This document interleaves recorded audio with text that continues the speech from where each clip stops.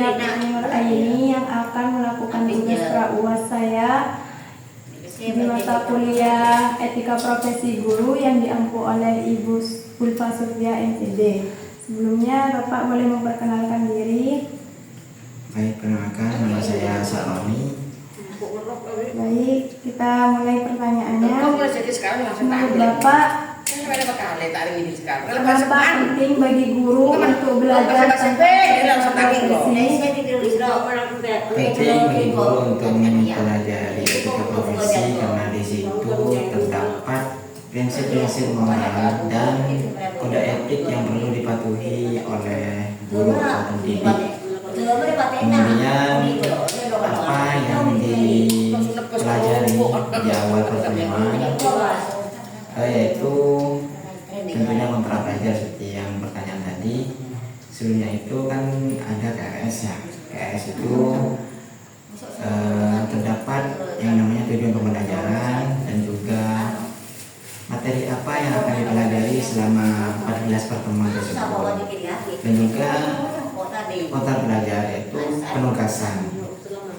Di setiap pertemuannya ada tugas apa saja, biasanya itu ditentukan kesepakatan dan juga UAS TS-nya itu bagaimana. Ya seperti itu.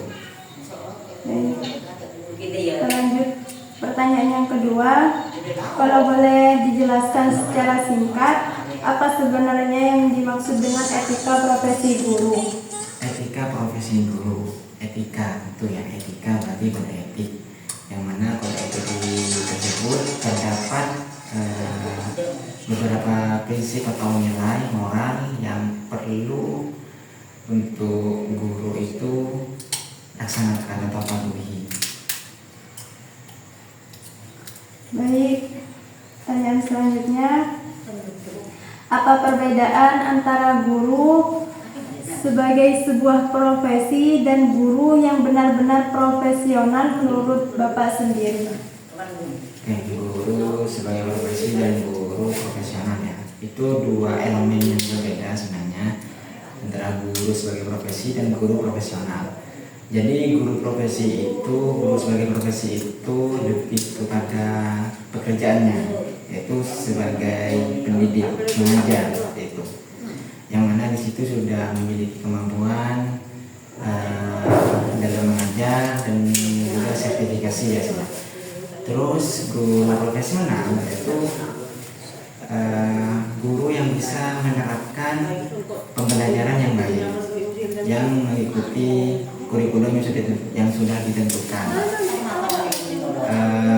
Sebagai contoh ya, guru profesional itu masuk kelas, ngajar seperti biasanya, menjalankan materi, penugasan, terus di situ ada evaluasi dan kesimpulan itu yang bisa dikatakan guru profesional. Sedangkan guru yang tidak profesional, guru yang hanya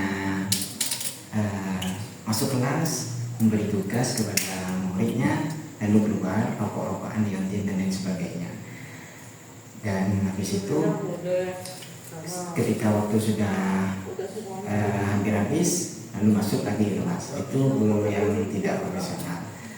Jadi dua hal tersebut berbeda ya. Kalau guru sebagai profesi yaitu pekerjaannya yaitu sebagai pengajar atau pendidik, sedangkan guru profesional itu lebih ke bisa dikatakan ikut atau dia sudah terjun langsung atau mengajar seperti itu. Baik, selanjutnya apa saja syarat atau kemampuan yang harus dimiliki seorang agar bisa disebut sebagai guru profesional? Oke, syarat atau kemampuannya tentu ya, kita sebagai pendidik harus mempunyai kemampuan yang namanya mengajar atau memberikan ilmu kepada anak didik kita atau peserta didik. Selain itu juga kemampuan kita untuk membuat kurikulum atau membuat pembelajaran yang efektif dan tentunya tidak membosankan. Itu kemampuan yang perlu guru singkatnya. Apakah Bapak bisa menjelaskan apa itu kode etik guru dan kenapa penting untuk dipatuhi? Oke, kode etik ya, namanya kode etik itu berarti peraturan ya. Tentunya peraturan itu di semuanya itu ada, bukan hanya mahasiswa, tapi di guru, di pendidik itu ada kode etiknya. Dimana kode etik itu penting untuk kita patuhi karena di situ terdapat beberapa hal-hal yang tidak boleh dilakukan atau dilanggar oleh guru. Misalnya kekerasan atau hal lain yang memang hal itu melanggar dari hal-hal yang baik itu. Maka dari itu penting untuk kita mempelajari atau kita tahu kode etik sebagai seorang guru biar kita tidak semena-mena atau semaunya kita dalam mengajar.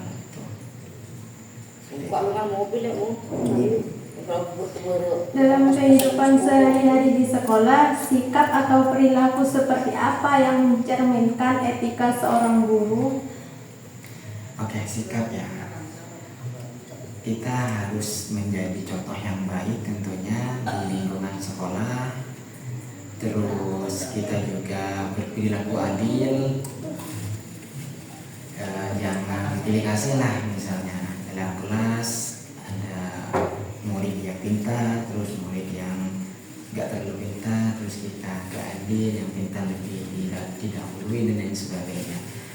Jadi intinya itu kita harus menjadi contoh yang baik sebagai seorang pendidik di lingkungan sekolah yang bisa dicontoh oleh peserta didiknya atau siswa. Baik. Apakah organisasi guru seperti PGRI punya peran penting dalam membantu guru-guru? Kalau iya, peran seperti apa? Oke, organisasi PGRI ya itu penting sekali karena kenapa? Karena di situ bisa dikatakan perkumpulan semua guru gitu, perkumpulan semua pendidik. Dan tentunya di suatu perkumpulan pasti ada yang namanya pelatihan. Dan tentunya pelatihan inilah yang membuat guru itu semakin memperbaiki diri supaya dalam mengajar lebih baik. Itu jadi apa tadi? PGRI itu ya gitu. Menurut Bapak, apa saja hak dan kewajiban utama seorang guru dalam menjalankan tugasnya di sekolah? Hak dan kewajiban ya. Tentunya kita sebagai peserta didik di situ pasti digaji. Itu suatu hak dari seorang pendidik. Hak, dan selain itu selain kita mendapat gaji, hak kita juga kita kan sebagai guru tentunya sudah masuk di kuasa hukum ya. Tentunya kita